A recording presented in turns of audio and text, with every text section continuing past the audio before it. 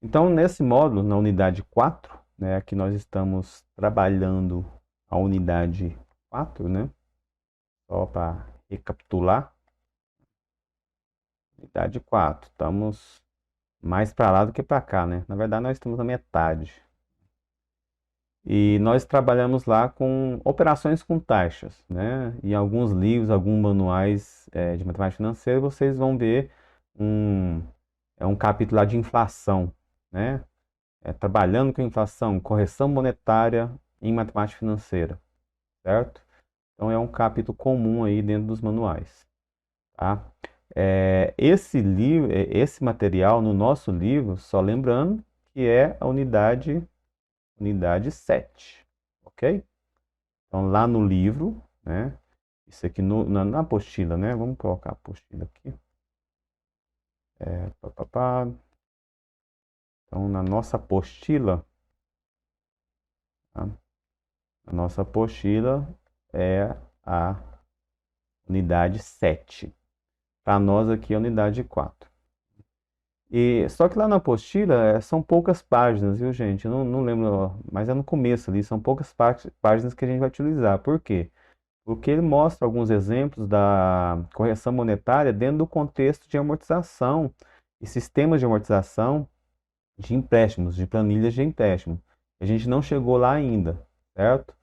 Então, o que que acontece? Acontece que nós vamos efetivamente trabalhar mais dentro da unidade essa fórmula aqui, ó, que é a fórmula geral, né? A forma aí das taxas encadeadas, né? Que a gente pode falar.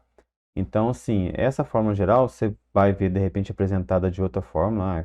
Qual que é a, no caso, né? Qual que é o valor, o cálculo da taxa real? Você vai ver lá de repente isso aqui, ó, né? 1 mais I dividido por 1 mais IF menos 1 é igual a I real. É a mesma coisa, viu, gente? É só você isolar aqui o IR, certo? Ou de forma diferente, só você quer saber qual que é a taxa de inflação, nesse contexto, só isolar o IF. E você quer saber, no caso aqui, a taxa nominal, só isolar o I. Então, é mais fácil a gente apresentar essa fórmula aqui, ok? Porque dá a ideia que o que precisar você isola. Ou o I, que é a taxa nominal. Essa taxa nominal aqui, viu, gente? Essa taxa nominal aqui também é chamada de taxa aparente. Então é a mesma coisa, beleza? Taxa nominal é taxa aparente. Aqui nós temos o IF, que é a taxa da inflação, ou no nosso livro lá, é a correção monetária, certo? Correção monetária, tá? Então é a mesma coisa. Lá no livro você vai ver, e algumas literaturas você vai ver ICM, correção monetária, mas é a mesma coisa. Eu gosto de ressaltar isso porque tem gente que acha que é um punhado de forma diferente, mas não é. Assim como nós temos outras situações parecidas em outras unidades, né? Não são formas diferentes. No fundo é a mesma coisa. Então eu prefiro que vocês guardem essa relação aqui, ó. Isso aqui é uma relação. Prefiro que vocês guardem uma relação.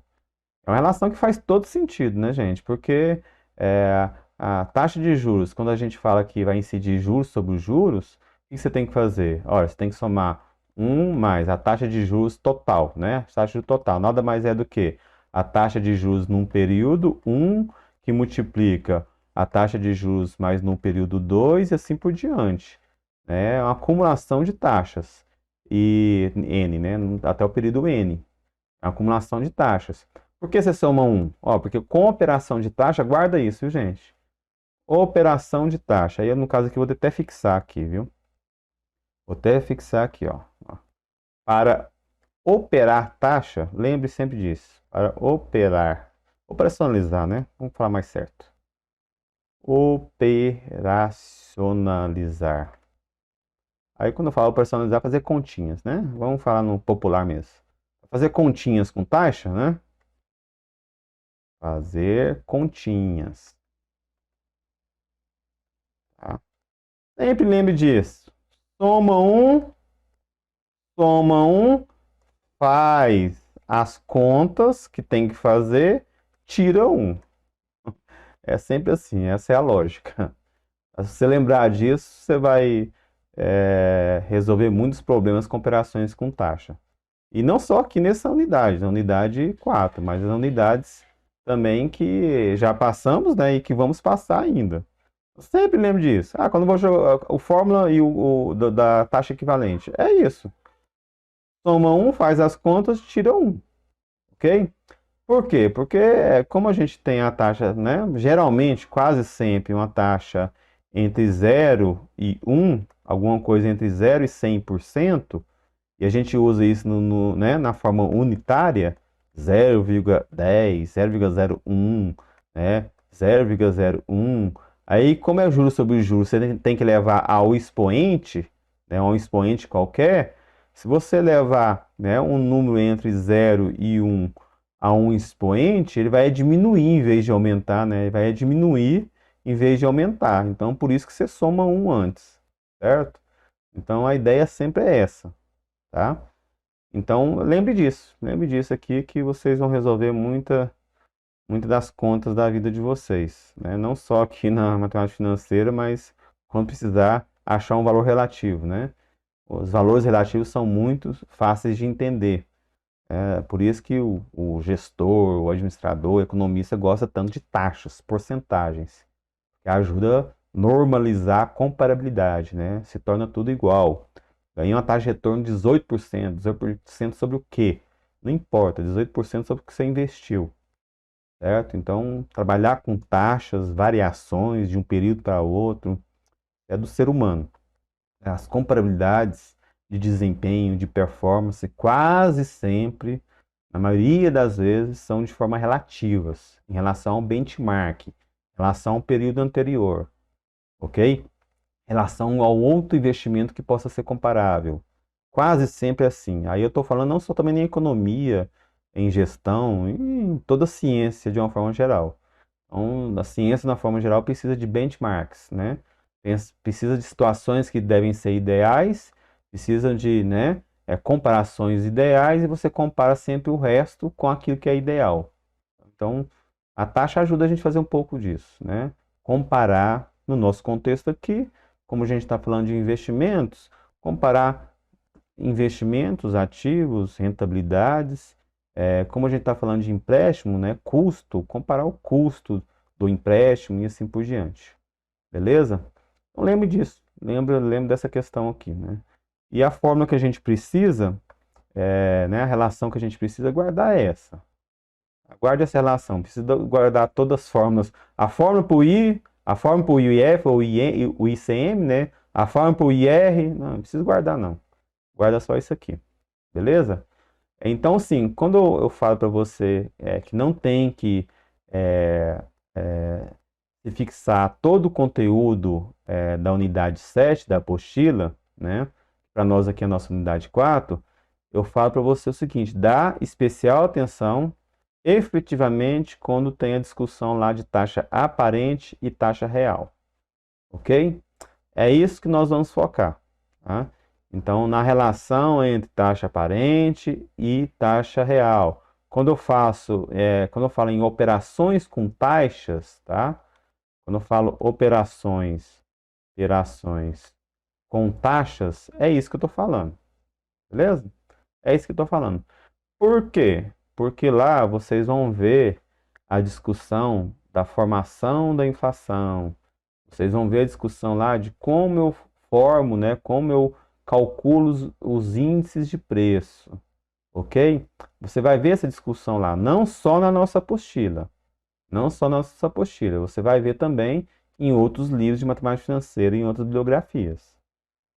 Por que com vocês na economia eu não me preocupo muito com isso, né?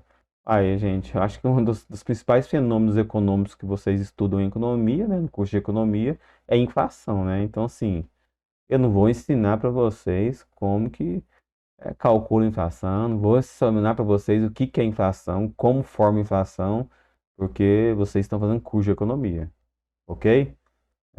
Sobre índice de preço especificamente, vocês têm uma disciplina esse semestre para isso. Lá no final da contabilidade social, eu fiz, né? Eu fiz economia também, estudei isso aqui, acho que não sei se foi no segundo período ou nos últimos, não lembro. Então, lá no final da contabilidade social, a gente discutia a questão dos índices de preço, que nada mais é do que está lá na apostila, nada mais é.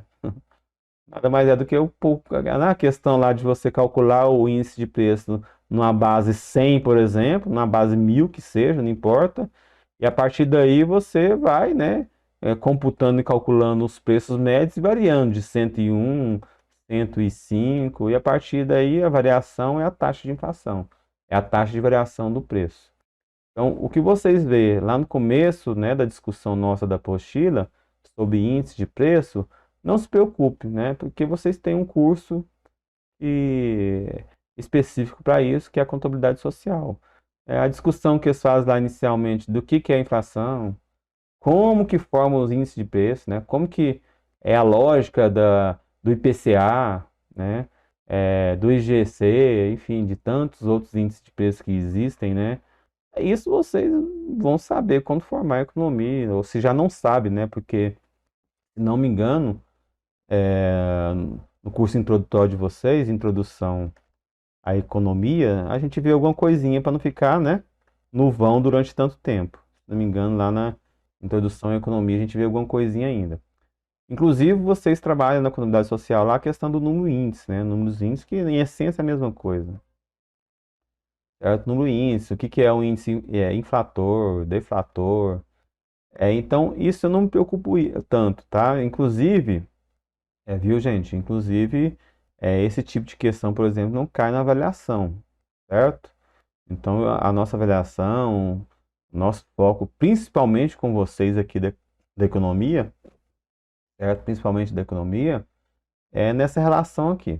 Então, quando eu estou falando operações com taxas, eu estou falando de entender a relação entre taxa aparente com a correção monetária e a taxa real, né? Essencialmente, né, o que mais faz diferença é a questão da taxa aparente e a taxa real.